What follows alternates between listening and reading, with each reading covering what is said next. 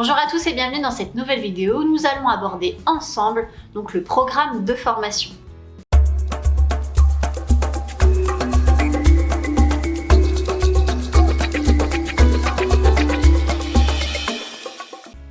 En effet, que vous soyez aujourd'hui un indépendant qui vendiez une prestation de formation aujourd'hui à des entreprises ou au public, ou que vous soyez une entreprise qui souhaite mettre en place une démarche de gestion des compétences à travers la mise en place de formations internes, il vous faudra construire un programme de formation. Tout d'abord, reprenons le cadre légal de la formation professionnelle.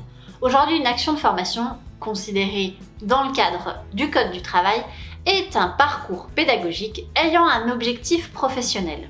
Votre programme de formation devra prendre en compte donc cet élément important qui est donc le parcours pédagogique et surtout l'objectif professionnel. Point important, il n'y a pas de formalisme précis dans le cadre d'un programme de formation. En effet, vous pouvez le réaliser sous toutes les formes que vous souhaitez dans la mesure où celui-ci est accessible à l'ensemble du public. Tout d'abord, voyons ensemble les éléments obligatoires d'un programme de formation. Certains éléments sont nécessaires dans le cadre de la certification Calliope et d'autres sont demandés dans le cadre donc du financement des opérateurs de compétences. Les éléments indispensables d'un programme de formation vont être les suivants.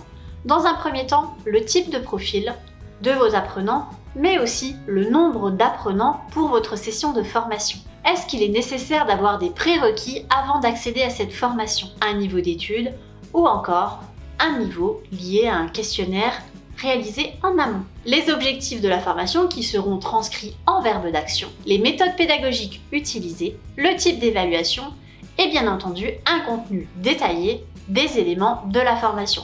Certains OPCO demandent aussi ces éléments détaillés par demi-journée.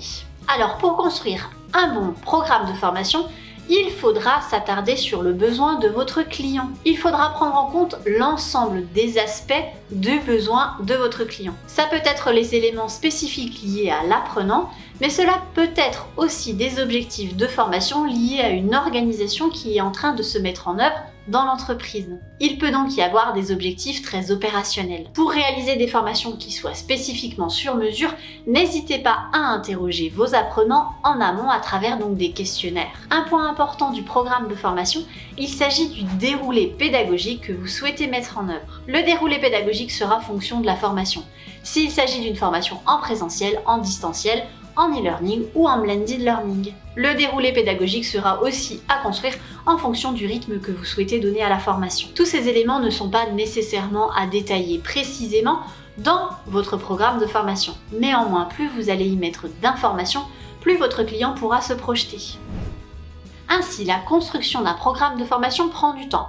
Il est nécessaire de s'attarder longuement sur le besoin de votre client pour identifier réellement ce que vous allez mettre en place donc dans votre programme de formation et dans votre déroulé pédagogique, mais il faudra aussi s'attarder sur le besoin des apprenants. Si vous êtes une entreprise et vous souhaitez mettre en place de la formation interne, votre client sera bel et bien les apprenants. Le programme de formation a donc un rôle central dans la mise en œuvre d'une formation pour répondre précisément donc aux besoins de vos clients.